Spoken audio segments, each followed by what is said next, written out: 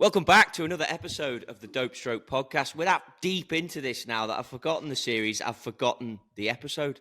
But you know what? It doesn't matter. We're all here. We got myself. We got Chrissy Ryan. We got Mr. Daryl Dennis Evans joining us as well. Nice hat you got on there, McD. I don't know what golf course is that. It's a little Rancho Santa Fe number. That No, one. of course it is. Yeah, of course it is. Let's move on. Of course it is. Let's move on. Yeah.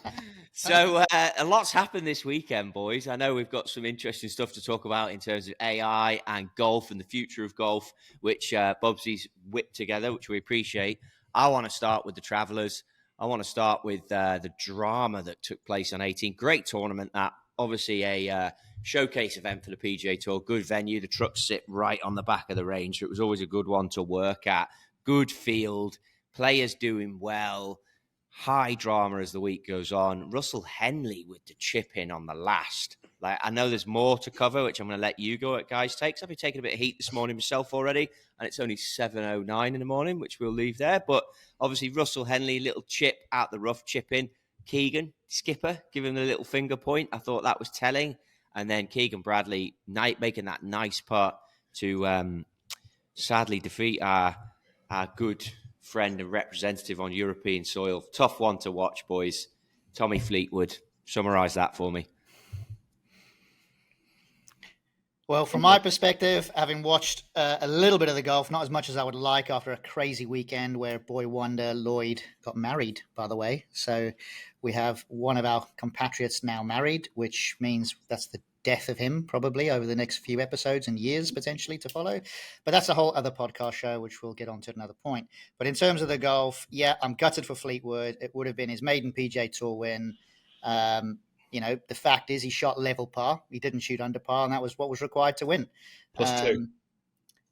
Plus, did I say level par? I said level par tonight. So, yeah, he shot 72 plus two, and it's just unfortunate that it didn't play out in his favor. But I do think, for me, the big story is really Keegan Bradley. Wins a PGA Tour event. He's 7 in the world rankings right now. What does that mean for the Ryder Cup? He's already intimated about playing in the Ryder Cup as a captain. I'm quite keen to know what you guys think about that, because there's a lot of talk from others that I hear who are saying that you can't be captain and play. It wouldn't be an easy job to do both. You either have to do one or the other. What do you guys think about that? I think it's obviously been done before, but back then the Ryder Cup wasn't what it is now. I mean, it is such a big event now. It's probably the biggest event in our sport. And we look forward to it. And I just think with the scale of it and the characters you're going to have in the dressing room, trying to manage that, I don't think I won't say it's not doable. I think it is doable, but you can't do both jobs to your best ability. So I think he's looking like he's going to play his way onto the team, which would be incredible. I think what they might do is bring in a captain and then sort of say to him, look, it's your job whatever you want in the next 10, 15 years, but we want you to play. We want you to focus on playing. And whether it's a previous captain, that would make sense, someone who's already done the job, who just sort of comes in and does it for that week. That would be my take. I think if he was to play and captain and we went over to New York as the Europeans and won, I just think it'd look bad on not necessarily him, but the people who make the decisions, and they'll look back and go, it wasn't doable. I think it's two big roles that he can't fulfill to his best ability. That's my take. But don't you think the fact that he would have played his way onto the team as the captain, I mean, kudos to the guy. It's amazing. What an achievement that is. Oh, it's amazing. It is. It's incredible. I mean, it's obviously never been done. This situation's never arisen. And obviously, you've still got a few big tournaments to go. He might fall out, but I do think it's something they're going to have to start thinking about now before it gets too late. Because if you do decide you're going to bring in a standing captain, you've got to give them as much notice as possible to prep a little bit. And obviously Keegan can sort of work with that person and say, hey, this is what I'm thinking. This is the potential pairings I've been looking at, and sort of share what he's developed. But I'm not sure if he can do it too. But just before I get Trotty's thoughts, I'm so gutted for Tommy. I was watching it last night. They teed off and I thought, I can't wait to talk about this in the podcast. And then I hate to say it, I really do, but he lost it. He was the only one in the top 17 who shot over par. And I just think he said in his post-round interview he didn't feel like he hit that many bad shots. But you look at some of the shots he did hit, and he'll need to go back and analyse it. He airmailed the green on, I think, 16, the par 3. Was he trying to be a bit too defensive with the waterfront? Then he kind of switched clubs on 18. I think he probably took the wrong club. So I don't think he swung it poorly, but I think he made some bad decisions. I mean, how long have we been on this podcast now? 5 minutes 26. We've had some interesting statements there, and I'm trying so hard for mine not to be the one that sells this podcast when you lot make a little reel out of it. So we'll see how good Lauren actually is on the reel cutting. But just open out and say the big story. I'm pulling you up on that, McD. Big story. Is it really the big, or is Tommy the is. big story? Is Tommy the big story? No, I still think Keegan's a big story, but I mean, I am gutted for Fleetwood. I mean, it's a big story. Is it the biggest story of what happened this weekend? No, you're probably right. You're probably right. But the thing is, I think, and Bubsy's touched on it. Look, mate, I did watch in like eye to eye the last 5 holes, and yeah, just you can't help but root for Tommy Fleetwood. You can't help but love Tommy Fleetwood. You can't help but want Tommy Fleetwood to win. And man almighty. I mean, 16. Day had gone through like 10 minutes before and hit 8 iron. And then Tommy hits 9 iron. The chip was downhill, down grain. Didn't look like he quite struck that. Obviously missed the putt. But I mean, the second shot into 18. It was 147 flag. Is it pitching wedge? It feels like I don't know. These boys are long, but it feels like big pitching wedge. Keegan's closer. He hits 9 iron. Yeah. And then even the lag putt on 17 was 5 feet by. He made a 5 footer coming up the hill. Then he's hit it 5 foot too short or something. Missed that. I mean, we all saw it. It's just gut wrenching. But then you can look at, and I want to come back to the Ryder Cup comments, but then you can look at, you did see him on your social media feed. You did see him doing interviews. He looked like he was really flustered. He was talking very quickly. But what a pro. I mean, here's a guy. I saw a drone flying by on a lake as he was walking round from the green to one of the tees. He had a drone flying 20 feet, 30 feet away from him, obviously filming him. And I was sat there thinking, how hard is it now to win a PGA Tour event? Like, you've got a drone flying next to you. You're focusing. He was high-fiving the crowd. He just kept his composure in the interviews. And he just said, I'm probably going to lose my head here, but I'll do it later. I mean, what a guy. What a guy. It's why everyone loves the guy and is rooting for the guy. But then someone threw out a Montgomery stat that, he might not win in the States. And then it was player with most top 10s. He's leading that by quite a long way. And you're like, oh, my God. Everyone loves him. Everyone loves him. I love him. And it's like hard. But Dazzler, what's your take on this, right? Because I was watching it last night, and I felt like, and I love Tommy, as Trotty's alluded to, I love the guy. And there's a few players that you just gravitate towards, that you just love to see do well. I think Spieth's one of those. I think Fleetwood's one of those. And, when I did watch him last night, as Trotty's alluded to there, to me, it looked like someone who was under the gun, feeling a lot of pressure, made some bad choices. Not necessarily bad goal things, just bad choices. But then you look at him in the Ryder Cup, and he looks unflusterable. He looks unstoppable. Almost the more pressure, he just performs. So, like, why in one setting can he be so good, and yet when he's trying to win a PGA Tour event, it looks like he's got the weight of the world on his shoulders? Well, I do think it is hard to win a tournament. PGA Tour event, European Tour, whatever it is, it's hard to win. And the fact that he's ranking so highly in the top 10 statistics should tell us all that he can handle the pressure. He just happened to maybe have a bad last few holes yesterday. I don't think that we should judge him purely on those last few holes yesterday after the years of success he's had and the pressure situations he's been in time and time again. He's won a lot of tournaments around the world. Yes, he wants to break that PGA Tour duck. Is it a little bit like the Rory McIlroy scenario with Augusta, where he's trying so hard that he ends up going backwards a little bit at those crunch times? But when potentially he does break that duck, will we start to see an influx of tournaments that he goes on to win? But I don't think it would be fair to say that he's not playing well, or he's a bad golfer, or he buckles under pressure. I definitely do not think that. I just view yesterday as he was in a great position to win that tournament, and he lost it with a few holes to go, mostly of his own doing, and that's what it is. What it is. That's how I'm viewing it. I think that if you put him in exactly the same position 9 more times, he'll probably close the tournament out 7 out of those remaining 9, potentially. That's always hard to know. But yeah, I'm not reading too far into it. I think he's still in But great he's form. been in those positions now a lot of times. So 7 out of 10 is a lot of. Well, 7 out of 9 is a high percentage. Yeah, well, I'm basing that out of 7 out of 10, counting last night as one of the misses. Yeah. So, yeah, maybe it is a little high. Maybe 5 out of 10 would be a more accurate reflection. But I don't think, I think in those other occasions, he's more likely to be beaten rather than for him to have lost the tournament. That's kind of where I'm going with it. He's got 9 iron into the last. Yeah, he really shouldn't have dropped a shot on the last hole from it with a 9 iron. And then it's a playoff. Yeah. And even though the crowd is for the captain, you know, they were pretty respectful to Tommy too. Well, like you say, he's a people's champion, right? People love him. They want to root for him. It's hard. I mean, I'm gutted about it for him. Absolutely gutted. I'm not sure whether playing those last couple of holes when he dropped one on 16, 18, was he solely focused on what he needed to do, or was he thinking about, geez, I've got to get a good YouTube title out of this, and what can the thumbnail be? Will the thumbnail be me and my trophy, or will it be me pointing at the trophy, or will it? I'm not sure where his head was that. He definitely didn't care about that. Bless him. It's a hard one. It really is, and I think that you know, condolences with him on that. It's tough, but he'll be back. He did say, like, I'm going to do everything I can to take the positives from this. He will get this done. He will get it done. That was a big stage. It would have been a big arena. Now, I just want to pick apart that Ryder Cup comment. I'd never thought about that they might not give him the captaincy. I was looking at the rankings. He is now 9th, moved up 8 spots.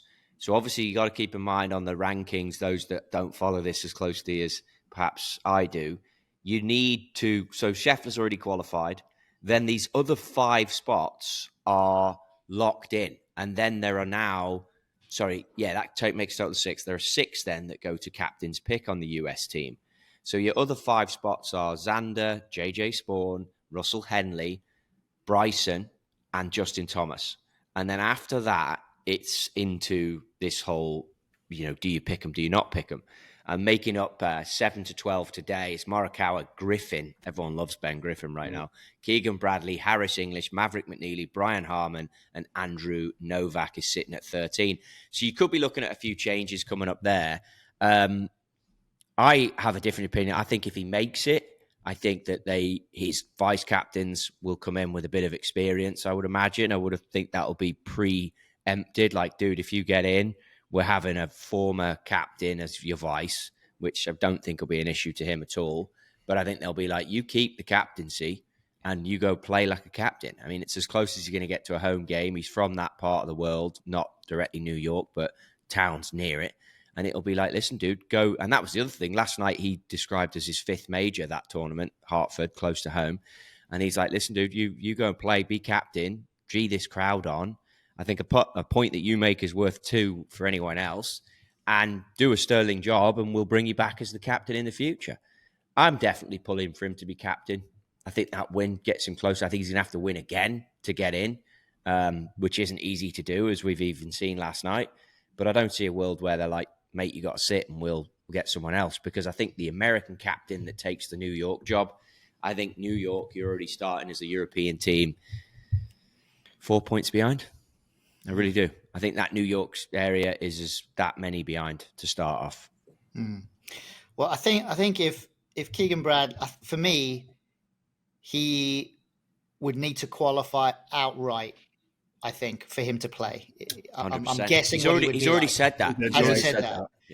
Yeah. So I think that would be the way that he would do that. Would he relinquish the captaincy on that basis? I don't know. I like the idea of, you know, he's out first, leading the charge, comes in with a good score, you know, first out. I think that can really set a solid tone. I'm not so sure if there's a right way or a wrong way to do this from his perspective. But I think if he earns his way on the team and he's also the captain, I don't think that I've got a problem with that. I'd kind of like to see it, if I'm honest. I think it would be quite a cool thing for the game. It'll obviously be the end result of the tournament will decide whether it was a good move or not. But right now, as I see it, I think it's kind of cool. The captain leads out the team. That's amazing. That brings you back to sort of, Seve era doing stuff like that. I think that's quite cool. Interesting for the game today. So Seve, you're telling me Seve was a playing captain? I'd have to double check that. He wasn't. I don't think it he was. was. Valderrama, he wasn't. Yeah, but what I'm trying to say is that he's out on the Seve was out on the golf course, walking with I think kind of charge. Playing captains in the Ryder Cup. Well, that'd be an interesting one. Maybe we'll just do a little search, shall we? Hello, Lauren. We've got a first little job for you here. Hope you're not sleeping on the job. Get in that chat there, Gil. But basically, I reckon you go in 70s. Yeah. I'm going Hogan. Even what year? What decade? 60s, maybe. 60s, Hogan. All right, I'm going 70s. ChatGPT. Okay. Hey, there's a beautiful pivot as Lauren starts fannying about with the old ChatGPT. What's she come on? 1963. Who was it? Loza. Who do you reckon she's got it? I'm going Hogan. Do you reckon? Got to be. Yep. And that's the power of AI. Even Lauren can figure out with her, got to have been born, 2000s probably? She looks like a youngster, Daryl, that you've employed it. Even she can go back as 1963. I like it. This could be like an Arnold Palmer, though, mate. Not necessarily a Hogan. I think it is. I think it is Arnold Palmer. I don't know why I think that. I think it is. I'm feeling Arnold Palmer. Palmer, there you go. 2 exclamation marks. Here we go. Yeah. And it was going so swimmingly with me and Lauren. It probably was Hogan. She just put Palmer to piss you off. Yeah, probably.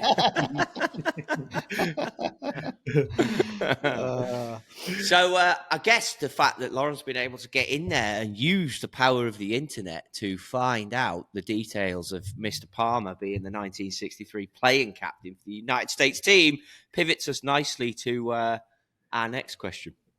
Bubsy? Yeah, so we're going to basically figure out in the next 20 minutes that we all might be out of a job in the next 5-10 years, so it's not great for us. Before we touch on this, I do have to give a mention, I think, to Minjee Lee, third major win yesterday, so that's racked up 3. That was the KPMG Women's PGA, so maybe her brother will get it done in the Open. Come on, Minwoo, come on. But she won 3rd, so we should touch on that. So what we're doing... Is that it? We're leaving that there, are we? I was waiting for you boys to jump in. Didn't. So yeah, we mentioned it. A good win, 3rd major. So we're now moving on. Do you think are we leaving it there, Daryl? You go, take it away, Trotty. You boys carry on. Minjee, well done. It is a hell of an achievement, don't you think? 3rd major. Fantastic. Where was No, I got nothing to add on that because it will be the headline. Right, so what we're doing is, I thought a little fun game would be to see how good AI is, and could you use AI if you're a struggling golfer, or a person who's just basically in the world of golf looking to develop a career. So that's what we're going to touch on for Daryl. But what we've done is I've asked ChatGPT, I've created a situation, a club fitting situation. I'll run through what that situation is in a moment. And then basically, I think the way we'll do this, Trotty, is I will give you AI's answer. And then with your expertise, you can basically say, is that any good? What you would do different? And we can just gauge kind of how good AI is at doing the job of like an elite custom fitter. And then I've created a scenario for Daryl with like a guy who's trying to get his card and asked it what it would do to try and create some more exposure and work with different brands and get his brand out there. And we can, again, give the answer, and then Daryl can sort of pitch in with what he thinks. Is that a good way of doing it? Good way of doing it. I do just want to wrap up there. I did have a little look. I'm going to be honest, I didn't know a lot about that ladies' leaderboard this week, but she won it by 3 strokes, by the way, just to give a bit of respect for the tournament. And I do think I've been to that venue. That venue, Frisco, Texas, is meant to be pretty awesome place, by the way. And looking at it, I think I've been there. It wasn't many under par, was it? 2 or 3 under par? No, 2 of them under par. Yeah. No, actually, you're right. So it's 3 players under par. Yeah. I was looking for my girl Nelly Corder, but it seems like she was a little further down, unfortunately. Charlie Hull in T12. Lexi Thompson, T12. That's worth a shout. Nelly, T19. Nelly is so good. She's such an awesome person. All right. Yeah. So anyway, we got the hookup on that. Let's get back on with it. So this is where my mind was going, right? And this is obviously not I'm not predicting the future, but things are going to change, right, in the next 5-10 years. So I'm thinking, you've got launch monitors, track golf ball, You select in that launch motor what golf club you're using. It tracks the golf ball in terms of spin and launch. So it would not be that hard to link a launch motor up to ChatGPT, and then a punter just goes into a bay on their own, hits a driver on the launch monitor, and ChatGPT says, right, change to this head, change that shaft, change this grip, change that setting, and it fits you. So I thought we'd test it and we'll kind of see how it gets. So this is the scenario. This is what I put into ChatGPT. I put a player comes to you for a driver fitting as they are hitting the ball with a little bit too much spin, and the bad shot starts straight but drifts a little bit out to the right. Their current driver is a TaylorMade QI35 in 9 degrees with a neutral hosel setting. The shaft is a Fujikura Ventus in regular length with a Golf Pride Tall Velvet grip. And then I've put some numbers: swing speed 92, launch angle 12.2, spin rate 3,678. And then I said, what steps would you take to reduce the spin, reduce the miss out to the right? Can you give me the next 5 things that you would do? So is it a Ventus red or a blue? Didn't say that. Shit, aren't you? Well, so do you want me to give the answer, or do you want to say what you would do? Or I think we start with me, shall we? Okay. So if this character owns the club, then obviously you're a bit shackled because you've got to try and work with the club that they bought. But let's assume that you're in the fitting and that's what they're hitting that club. Or do you want me to do it as if they that's own good. it? Yeah, I can change it. Okay, so first off, you got the QI35 head and it's spinning at 3.6 and it was lofted at 9. Yeah. So you have to get into a world where like loft hits the golf ball. Now they're launching it at 12.2. They could be hitting it a little bit out the heel. So step number 1 for me, loft. So I would change that. Step number 2, strike point, which then puts you into length of shaft and swing weight. If they're hitting it out the heel, then that could be why they're spinning it at 3.6, because a 12.2 launch for a 3.6 ain't that bad, especially if they've got 92 club speed. You say club speed or ball speed on 92? Yeah, club speed. Okay, so that's not, I mean, it's not quick, but it's average, right? So I'd go loft first off out the gate. In an ideal world, I'd go down in loft and then I would move towards the higher setting so then I can close the face because this character's losing it out to the right. So if I went with either an 8.5 and moved it up closer to 9 3/4 or 10, then I've got the face angle pointing a little left. I would consider, but I'd have to see that strike point, the QI35 LS, because then I've got more movable weight where I can pull the weight into the heel section to help the toe move a bit quicker. But with my own eyes, if the strike was off and they were struggling, I'd have to keep them in QI35. Then I'd want Ventus red if they were losing it to the right. I'd probably take a regular and tip it a little bit rather than, depending on age and aspiration. If they were talking to me and they were young and I thought they were going to get quicker, then I'd just potentially do a stiff. If they were older and they needed or they were working on their game, I'd get in the regular area. All those things would be up for debate, but I'd have to have a conversation with them there. Aspirations, lesson plan, goals. But I mean, I'd need a little bit more info on strike location. But the first place you look, without a doubt, is loft.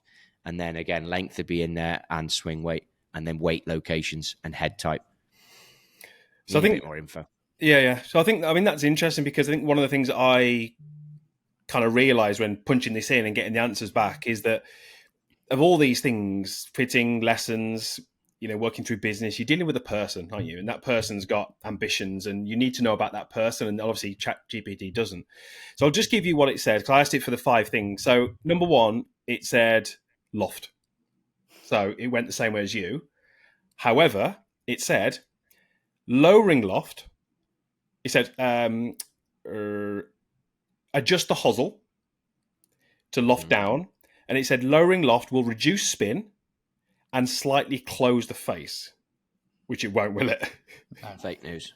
So you were right for 10 years. you got. So it's kind of like it trying to get the loft down, but it was telling you that it was going to close the face, and it wasn't. So that was its first option. And then it said explore a stiffer shaft with lower torque. And it said test with the Ventus Blue. Sorry? I wouldn't do that either. That's very basic fitting that folk. I mean, the character's only got 92 club speed. Yeah. You don't know how old they are. How can you go stiffer? and that'll hit it even further right, unless the swing weight is really heavy. Does it say anything about swing weight? I'll let you carry on. Doesn't here, no. It says test with the Ventus Blue or even a Kali Blue. Stiffer tip, lower torque, reduces spin, helps tighten dispersion. Any truth in that? No, no, because they've got to be striking it. To launch it at 12.2 and still have 3, 6, 7, 8 spin, you got to be striking it mid height in the blade or low heel. Right. So if you're doing that, then that's got to indicate length, or it's got to indicate that I'd look at swing weight before I start messing with the shaft, because this character's clearly gravitated towards that shaft at some point. Yeah. So it's more likely to be balance point. But I mean, so far it's got, in my humble 20-year opinion, it's got loft right. Loft is, you got to work there first. Okay. Well, the third point, it's already pissed you off with the first two. It's now going to piss TaylorMade off with the third point, because it says he's in a QI35. I would bring in a QI10 and a QI10 LS head, depending on how much forgiveness they need. It says LS is more aggressive, but for this player's swing speed, QI10 might be a better balance of lower spin and forgiveness. So it's going back a year and bringing the old model in. You can't do that. But you got to know the aspirations of the player. That, you know, LS is a tougher head to hit. It's a better looking head, in my opinion, but it's a hard head to hit. I mean, you better be hitting it out the middle if you're going to go with that thing.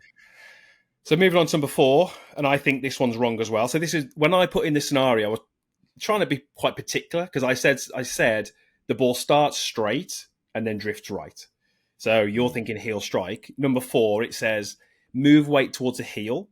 Subtle fade means the face is open. Now, if it's open and his pass pretty good, it's starting right, isn't it? So I'm not sure that's true. But it basically said move the weight to the heel. Heel-based weight helps square the face and promote a slight draw. So not sure what you think are there. Could be hitting pull cuts, couldn't he? You'd have to be seeing that. Yeah. I missed that one where you said it started straight. I didn't write that down, but yeah, could end up hitting pull cuts. Yeah, but pull cuts are actually okay. Absolutely, I don't hate pull cuts. And then the last one, number 5, length check. Shorten the shaft slightly. A trimming half an inch can improve face control. Player may hit center more often, reducing gear effects. So kind of touching on what you said there, and help tighten dispersion could reduce the right miss. So basically, it has gone number 1, loft. Number 2, stiffer. Number 3, different heads. Number 4, weight to the heel. Number 5, check the length. So it's interesting, because I don't know if my long time on tour has really taken me away from shafts, because obviously you deal with a lot of players who hit the center a lot. And the last thing you want to do if you're changing a golf club prior to a massive event is mess around with the shaft, because that obviously is like the feel with the swing weight. So it's very interesting that it went, I think it's come at this from a very amateur way of fitting, saying like get into the shaft early. I mean, you start changing people's golf shafts and you change the whole mix-up of the whole deal. It's a big change. A golf shaft is a big change. Yeah. Whereas, on that, just to give you some clarity, I was not hitting my driver particularly well, and I've gone down a half inch in the golf shaft, and I am now buttoning that puppy. There you go. So it's centeredness of strike. Good. And a few swing changes, but I've got a funny video I'm going to post today, actually, with me. My complaint, we're getting off subject here, my complaint, Bubsy, on all the training aids is that the result of getting it wrong needs to be harder. Like, I'm quite old school. If I don't get the club where I'm intended to get it with the training aid, I want to be like stabbed in the heart or something or electrocuted. And I set up this situation yesterday with these rods. And basically I caught one of the rods on the way down, and it stabbed me in the leg. And I fell to the ground. I'm going to post it today. I'll tag you in it. And I literally went nuts. I was like, as the blood came out of my leg. Funny. I'm all for it. I think training aids should be vicious. I think they should bite you if you get it wrong. Yeah, I'm with it. So just to finish on that one then, Trossi, if that's you interviewing for a job, is this person getting the job or not? Well, you got to work with someone. I mean, you can't expect someone to walk into an interview, and it's actually a good point. Would I ask those questions in a in a fitting interview, and if someone got them wrong, what would I do? I think if they answered them saying I need to get the profile of the player, that would be a huge green light to like, this person is thinking about the individual in front of me. Because if someone's diving into golf shafts, it's amateur fitting. You know, golf shafts are brilliant. I'm all for the golf shaft industry. I'm taking it delicate now, aren't I? Knowing what we've had before this podcast coming in, I'm all for golf shafts. I think they're brilliant. But at the end of the day, you have to put someone in a profile and then stick with it. You can't be quick to change that. Yeah. And that's my take on it. But it's got to have a conversation. But it's amazing how quickly this AI deal learns, right? It really is. I mean, you said 10 years. I think you're giving me a grace period there. I think it'll be 2 or 3 and this thing will be on it. I really do. Well, I went back after that and I put, thanks for that, really helpful. I mean, they're going to take over in like 20 years. They want to be remembering that I was kind to them. So I put, thanks. And I put, whilst you're here, there are 3 of us on our podcast, Trotty, Darryl and myself. Trotty talks 47% of the time. In a sentence or two, how can we get him to speak less? In brackets, we aren't concerned if this hurts his feelings or not. This is what it said. Trotty, you're taking up nearly half the airtime. It's too much. We need you to speak less so the podcast feels more balanced and the rest of us get heard. I then went back and said, thanks. Could this be more aggressive? Trotty, you're dominating the podcast. It's becoming the Trotty show. That's not what we want. You need to talk less. Full stop. And then I went, go on, even more aggressive. And I went, Trotty, you're hijacking the podcast. No one wants to listen to you for half the show. Start talking less or you're out. There you are. ChatGPT has no idea how thick-skinned I am, so it can go bleep itself, can't it? Now, look, I'm going to give you a chance here because it's early in the morning when I do these podcasts. I'm going to go and fill up a little cup of coffee, so you've got a bit of time to talk amongst yourselves. I'll leave my headphones in so I can hear you, but I'm rolling over there. My dog hasn't got involved yet. He's just lifting his he's head done up, well. you can see him. He's ready. I'm just going to get some more coffee. Talk amongst yourselves, knobheads. All right, well, I can. Dazza, what's your thoughts on that before I come to you with your scenario? Yeah, I do think the shaft ones is interesting. You know, how many times do you hear somebody say the shaft is the engine of the golf club? And although I think the shaft plays a vital part on the balance of the club and how it feels, if the shaft was that good, then you should be able to use any club, including a driver, out of a greenside bunker.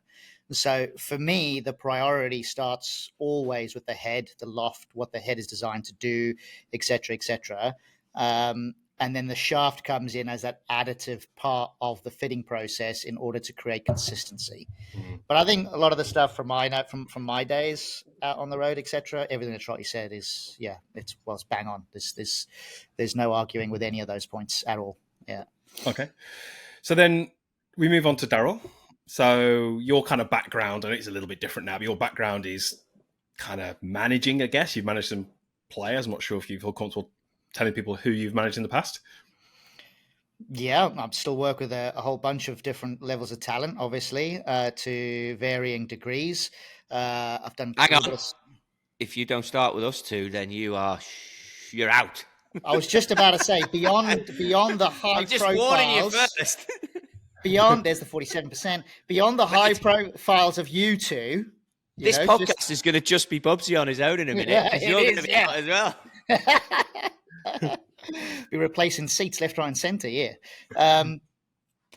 Beyond you two guys, I've definitely worked with a bunch of solid players over the years, whether that be with the likes of Tyrrell Hatton, doing some stuff with him and his Adidas agreement initially. Obviously Jamie Donaldson won the Ryder Cup with that amazing shot at Glen Eagles.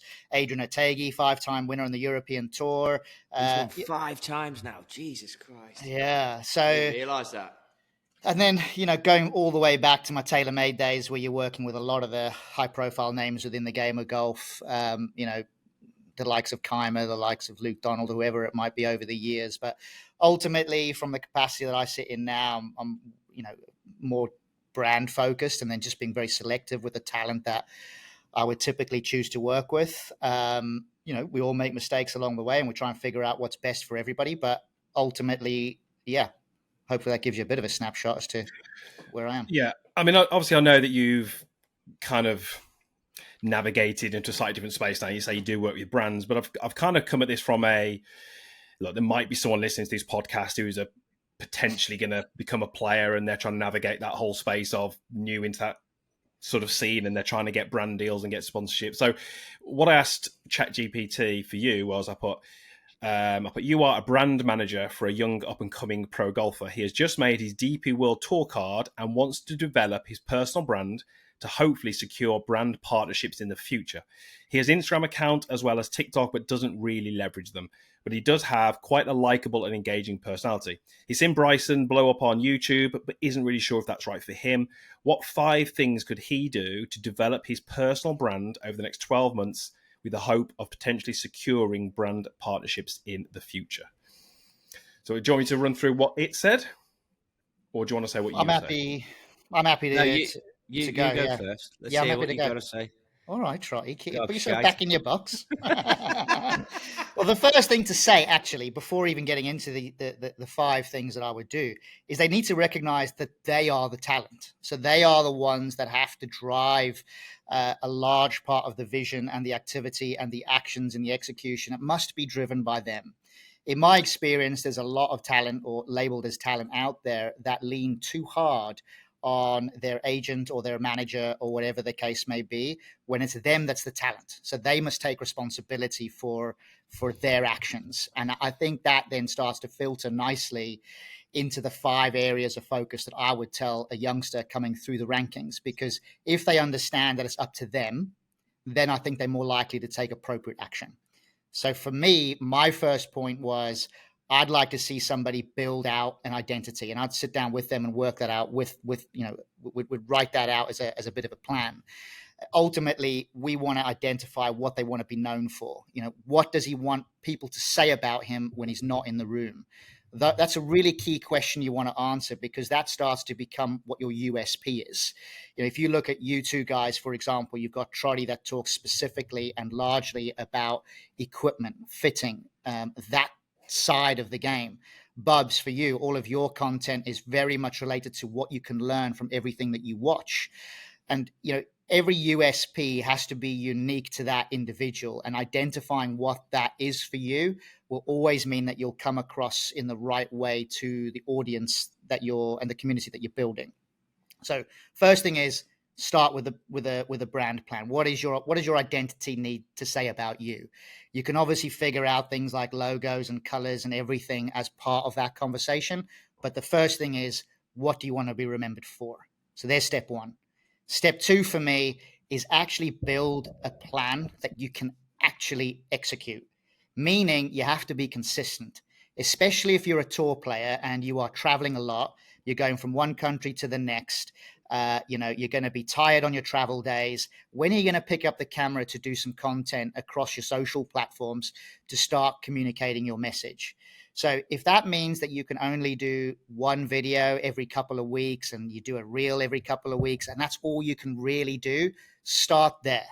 Don't try and go out with like 3 videos a week and daily content across Instagram and TikTok, because if you can't achieve it, you'll lose the consistency and you'll lose the audience quickly. So consistency is key. You guys are both super consistent with everything that goes out all of the time. The third part is just understand how people think, ultimately meaning understand that money always follows attention. So think about the content that you can put out as to how you can demand attention. That might mean you, as a young up-and-coming golfer, why don't you create some content with, say, Trotty about your equipment, Chris Ryan about your golf swing, and let their audiences help stimulate your own audience so that you can create wider reach. So thinking about who you can work with and how you can get the content out there, those are the type of things that'll definitely get you noticed quite quickly. It might even be partnering up with a Golf Monthly magazine or something like that, where you have a regular column. Could be a podcast show that you're a host on or feature on from time to time. But whatever it is, think about how to create maximum attention. My fourth part is be prepared to say no. And what I mean by that is you want to partner with brands that are authentic to who you are. Don't just take things for the sake of cash. Take things for the sake of value. Always value back to yourself and back to your audience. If you believe in the product, your audience will believe in you. If you're trying to push something that you don't believe, it ain't going to work. You'll be found out really quickly. Everyone will see through it. And eventually you'll find it really, really difficult to crack that nut. So be authentic to who you are. Be prepared to say no to brands that are approaching you. And, we get stuff coming through for both of you guys all the time. I mean, I had a skin lotion company come in for you the other day, Trotty, and I was like, mate, have you seen his weathered skin? You're never going to need that lotion, first off. So I thought, no, we'll bin that one off straight away. So if it's not authentic to you, don't do it. Just don't do it. We're going to see that in about 3 weeks, aren't we? Yeah. Yeah. 47%. I wouldn't mind a bit of skin lotion. Let's talk about this. I enjoy it right now. I enjoy a bit of lotion. What was the situation? There's not enough lotion in the world for that skin, lad. So, fourth point, be authentic. Be prepared to say no to the brands that are approaching you. You got to make sure that you are being authentic to yourself and your audience. And then the final bit is kind of start to build your own community, your own audience. And that doesn't mean just exclusively through Instagram and TikTok and other meta platforms. Those communities on those platforms are all owned by those platforms. They are not owned by you as talent. So developing your email database, it's important. Developing, in your case, Bubs, you've got your Chris Ryan Academy app right now. That's a way to start talking directly to your audience without the algorithm being affected. So thinking in the long term about how you can stimulate ideas to generate an audience is key. Trotty does that a little bit through merch sales, for example, that he would put out from time to time. All of these things start to add up and create a community that extend beyond social media. And the best part about building those communities is that those are your hardcore followers. Those are your real fans. Those are the ones that really buy into what you're saying and they believe in you. All the more reason why point number 4 is also really important, meaning be authentic. You never want to lie to your community. You never want to do things for the fast buck. You've got to do it because you're giving value to the community that you've built. And that would be the 5 things that I would tell a youngster to go through, knowing full well, and I would hammer the drum hard. It's up to them. They've got to lead the charge. It's not for their agent to go out with a camera and do it.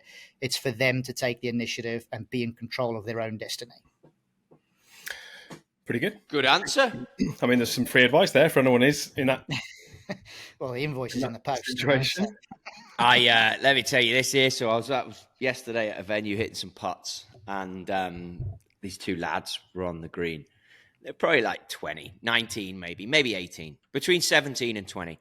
And they're hitting like 15-foot putts. They're having like an old school sort of putting comp. I couldn't really figure out what they were doing. And they were quite loud, and putting green wasn't very big. And I'm just watching, keep my head down. And the reactions to the missed putts or the make putts, I was like, at first I was like, what's going on here? And then kid hits a putt and a leaf comes across, ball hits the leaf and he gives it, and I'm like, the fuck? And it realized that these 2 lads were basically hitting these shots as if they were like a Grant Horvat or a Micah or a Brian Bros. And I look over and the hat says like good or primo or whatever. And I'm just like, wow, this is, I guess, the influence of this whole thing now. You got to hit putts and give it the YouTube reaction to if the putt doesn't go in on the putting green. And like, I was like, oh my God. And then obviously the flip side is there's some serious players hitting the corner and they got the mirrors down and the chalk lines and they're all serious and, grinding. And I'm like, well, it's just, I don't know. Maybe there's a balance between the 2, but it's weird. So are we saying that when we were maybe a little bit younger than that, but we would hit putts on the putting green, imagining we were Tiger holding the winning putt at the Masters, and nowadays they're hitting putts, imagining they're on the biggest YouTube channel. Maybe shift there. Isn't it? It's funny. I mean, to be fair, I can't believe I've forgotten this. I had a hole in one last Thursday, Bubsy. Oh, yeah. Just let me revel in mine for a bit, so we'll move on. Yeah, I saw you gave it the speed. Get that ball out of the hole. Yeah, and then he threw it over there. But I don't think the lads I was playing with could believe how chill I was about the fact that I'd hold this shot. And I was like, well, yeah, I mean, How far was it? It was on the card 156. It was actually playing like 140. So it was into breeze, like little knockdown 8-iron. And then someone at the clubhouse was like, "You 8-iron?" It's like, yeah, I hit a flighted 3/4. Can you not hit your 8-iron? What? I'm at 8-iron 165 to 155. And to be honest with you, I was kind of messing around a bit. I was like, I wonder if I could just hit a little half flighty 8-iron. And I hit it. And no one was really looking. And I was looking at this thing thinking, it's pretty good, that. And then it landed in a shadow and spun back. And the flag was in the shadow. And I just turned around and looked at the lads and went, that's in.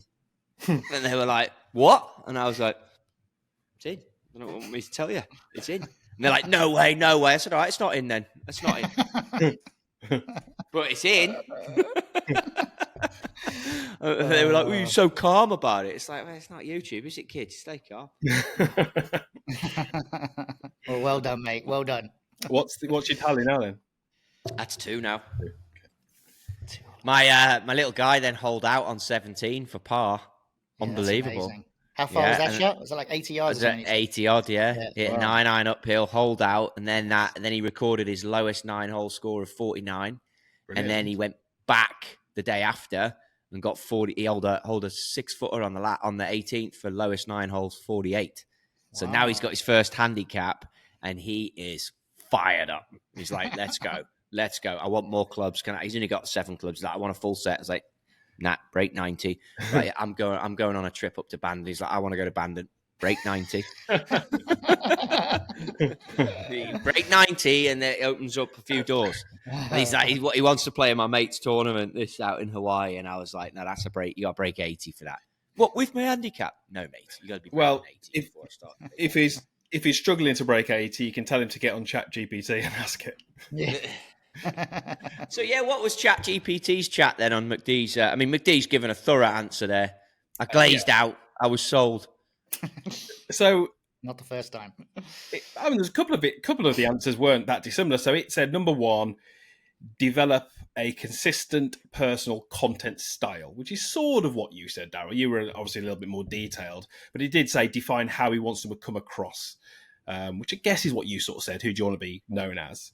And then it kind of fleshed out a little bit from there, but it just said build a simple, repeatable format across Instagram and TikTok. Could be behind the scenes of tournaments, practice clips, travel, honest reflection on performance. So that was kind of some suggestions.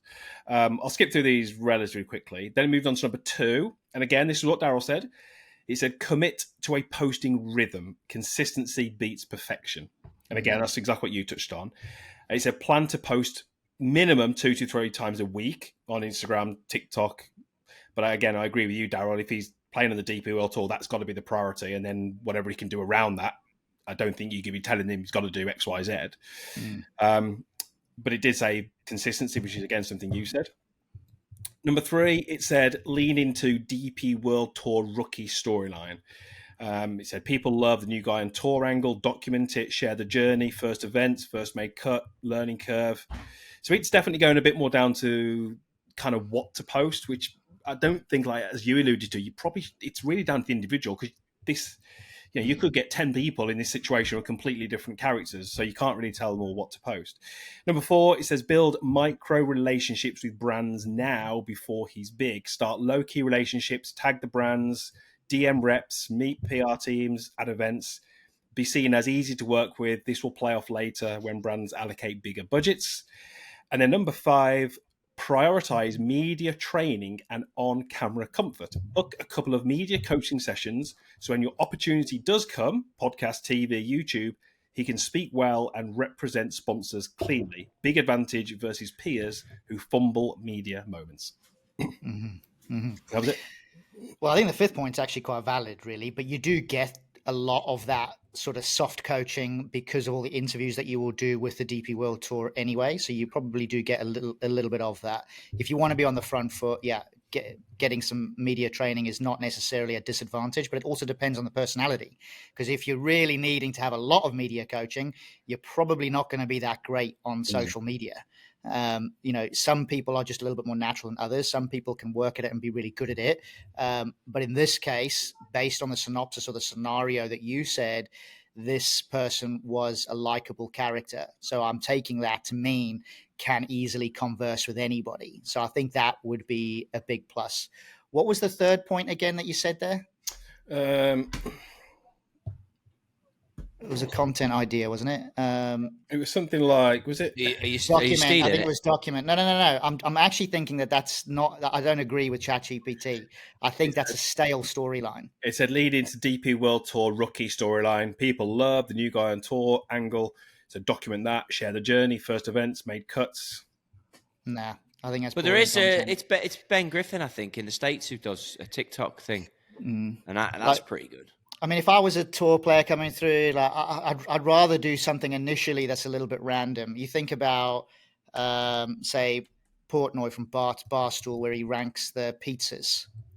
Well, why couldn't you rank the locker rooms? Every venue you go to, this locker room, I'm going to give this a 6.5 out of 10 because of this reason and that reason. So just as an example. All right, and then you're going to walk in. You're going to walk into. But you're going to walk into Jordan Spieth. Wyndham started doing that. You're going to walk into Jordan Spieth, and he's going to look at you like, "What are you doing?" Don't you? But is he going to do that? Because Bryson DeChambeau is making content all the time. So why it's becoming more and more normalized is my point. And if this person won a major, I think it's going to become more widespread. Tommy Fleetwood's got his channel now. He hasn't won a major.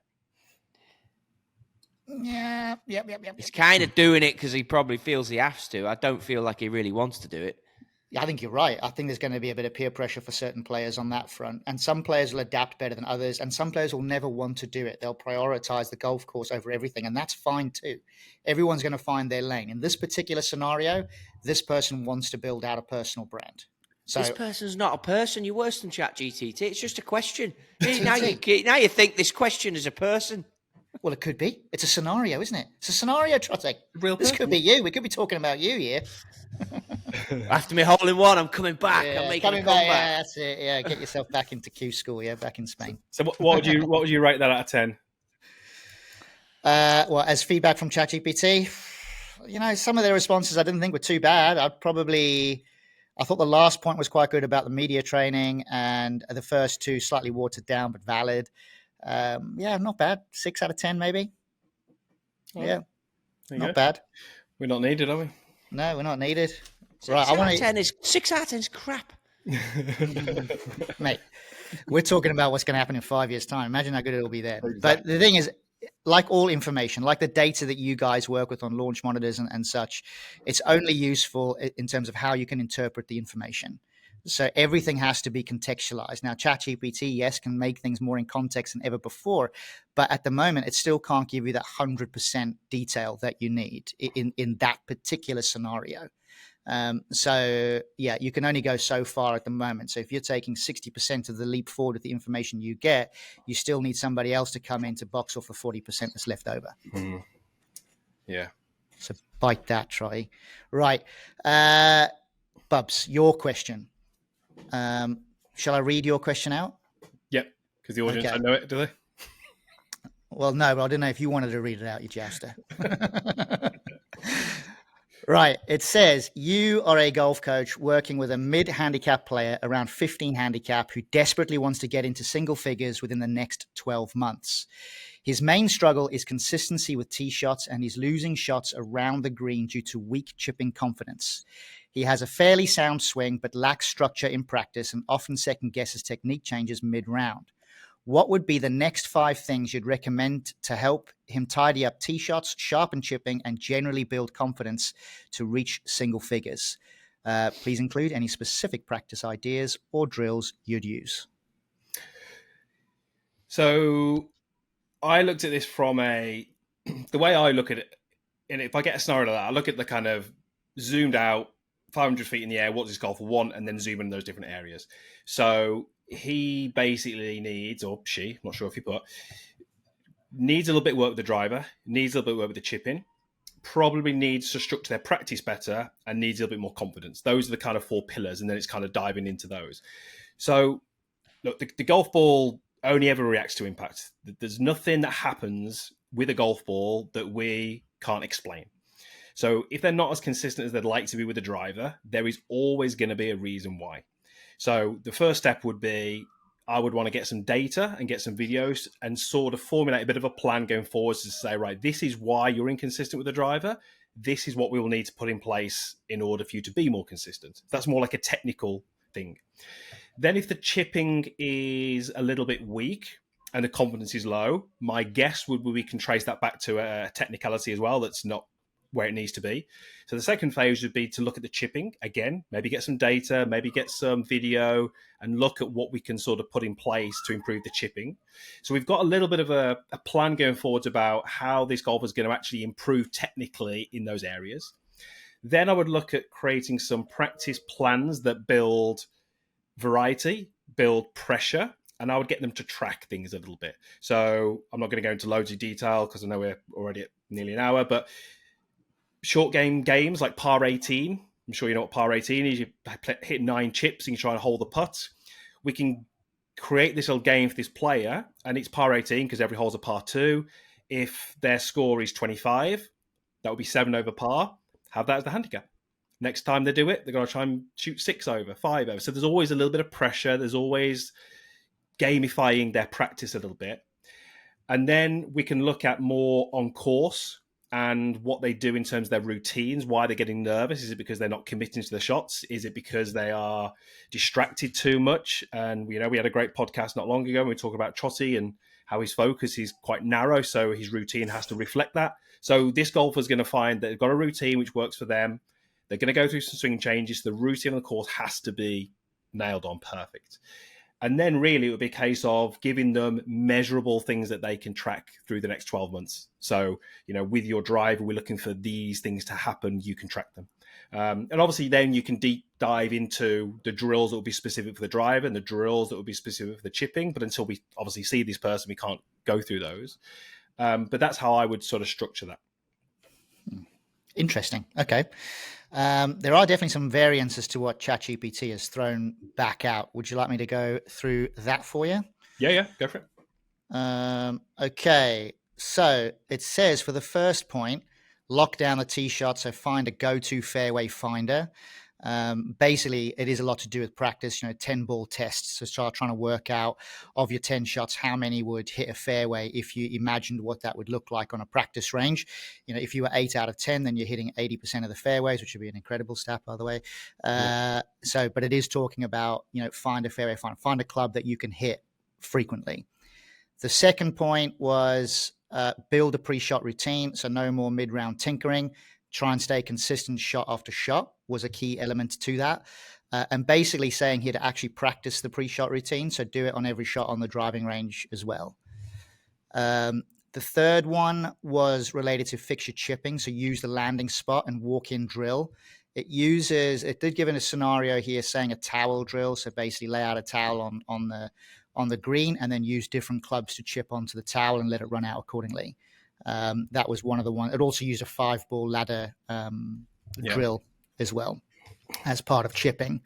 Although I kind of prefer the par 18 just purely because I think it gives you a much more varied shot after shot rather than the same shot over and over again. Well, can I just jump in there? Like when it comes to drills, when you got something like chipping, your drills are going to come into 2 categories. They're going to come into technical development.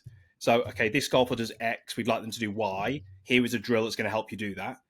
Or if their technique is pretty sound, but their execution isn't as good, you go more skill-based, which is a ladder drill. It's a landing zone drill. But until you get that person, because if you get that person in front of you and technically they are incredibly poor, the skill development games will help, but you need that initial boost of a technical input, which makes them perform better. Then you move on to the skill-based games. So I think they've got their place, but it would depend on the circumstance. Yeah. Okay. The real person, yeah?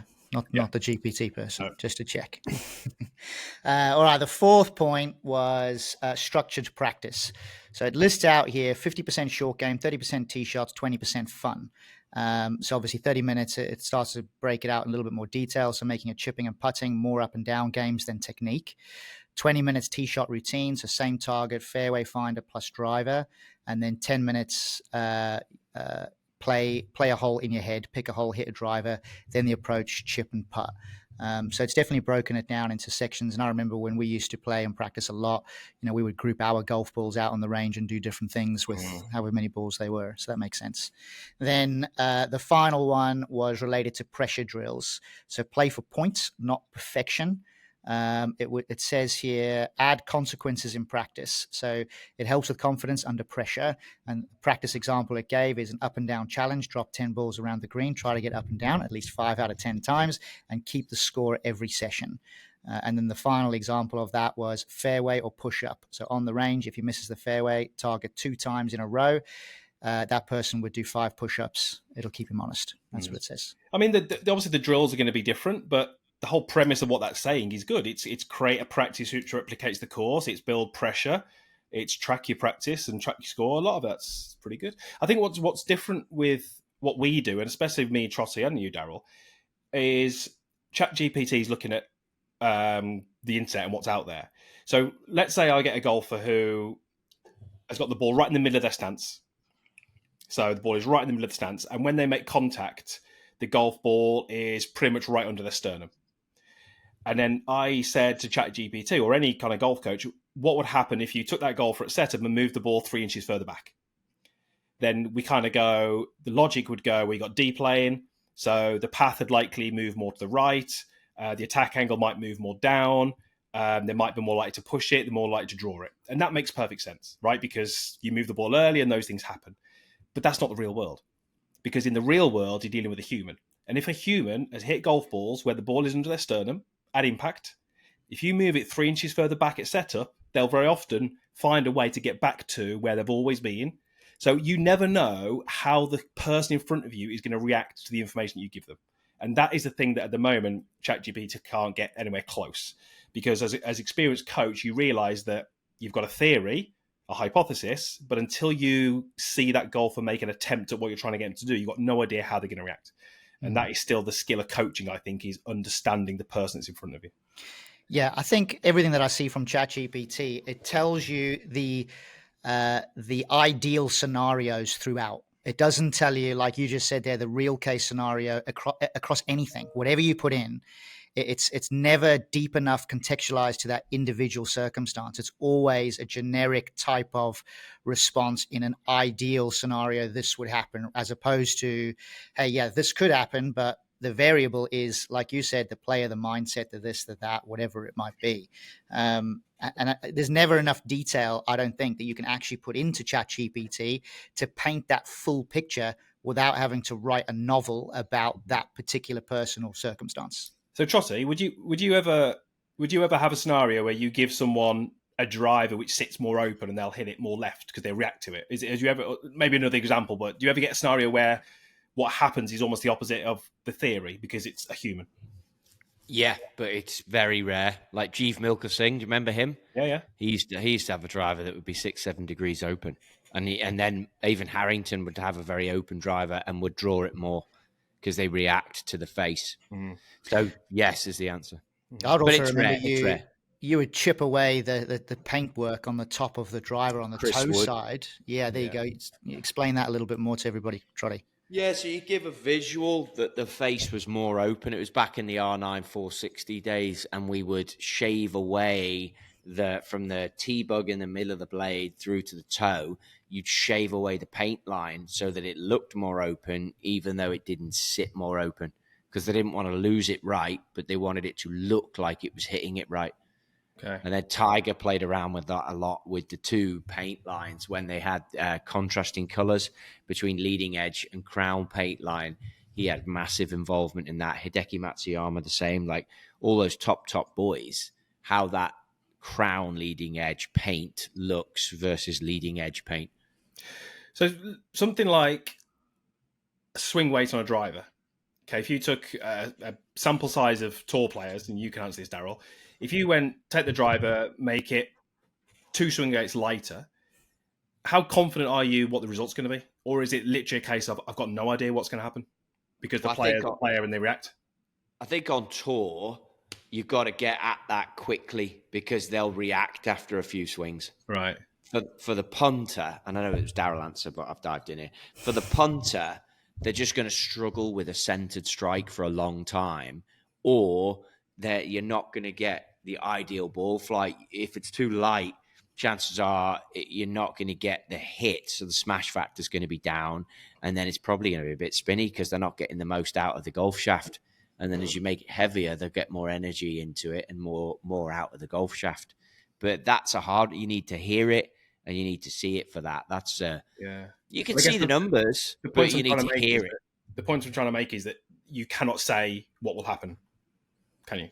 You can There's have not because true. But you can't say, lighter swing weight does this, because you don't know who you're giving it to. And that was my always thing about the PGA. Like PGA would be, well, light swing weight means right and this and that, and it's like, well, not necessarily. Heavy swing weight doesn't mean higher and left, and a lighter swing weight doesn't mean lower and right. It can do different things in the hands of different people.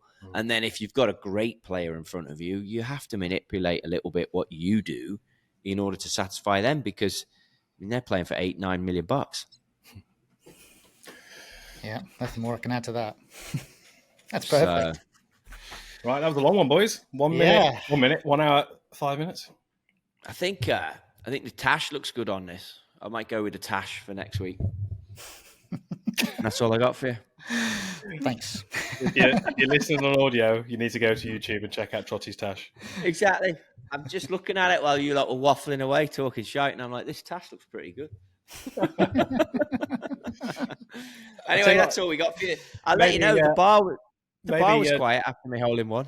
Maybe Dazzler can line you up some beard oil or something if he knocks back the face cream. Yeah, forget the skincare. Let's go with the beard care. You'll reveal a lot of skin, and then I'll need my skin cream deal. There you go. It's all aligned. Anyways, I hope you lot enjoyed that. That is the Dope Stroke podcast. We are off and out of here. I was just saying there, Bubsy, the bar was pretty quiet after the hole in one, so I got away lightly.